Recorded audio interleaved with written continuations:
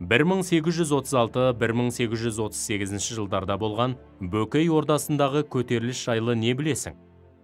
Көтерілістің басты себептері қандай болды? Көтерілістің негізгі оқиғалары туралы не айта аласың? Көтерілістің нәтижесі қандай болды? Осы сұрақтарға жауап берейік. 1836-1838 жылдардағы Бөкей ордасындағы көтеріліс жайлы не білесің? 1836-1838 жылдары Бөкей хандығында кіші жүздің батыс бөлігінде аса ірі ұлт-азаттық көтерілістің бірі өтті. Бұл көтерілістің басты себебі отаршылдық қысымнан туындаған жердің жетіспеушілігі еді. Халық көтерілісін елге белгілі батырлар Исатай Тайманұлы мен Махамбет Өтемісұлы басқарды. Көтерілістің қандай себептері болды? Көтерілістің басты себептері: жер мәселесі, мал жайылымының тарылуы, алым-салықтың көбеюі, патша өкіметінің отарлық езгісінің күшеюі, Жәңгір ханның әділетсіз саясаты, ақсүйектердің озбырлығы. Көтерілістің себептерін Махамбеттің өлеңдерінен де көруге болады. Еділдің бойы ентоғай, ел қондырсам деп едім, жағалай жатқан сол елге мал толтырсам деп едім.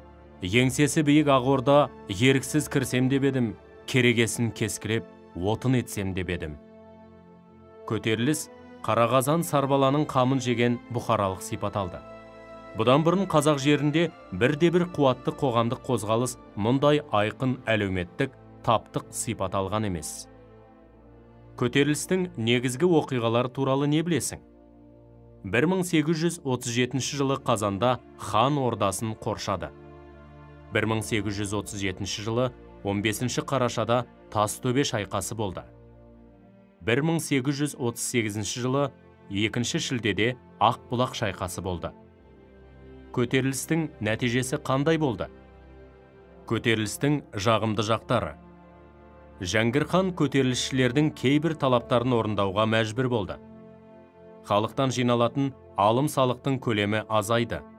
Жағымсыз жақтары: 1838 жылы шілдеде Қиыл мен Ақбұлақ өзендерінің бойында көтерілісшілер мен жазалаушылар арасында шешуші шайқас өтті.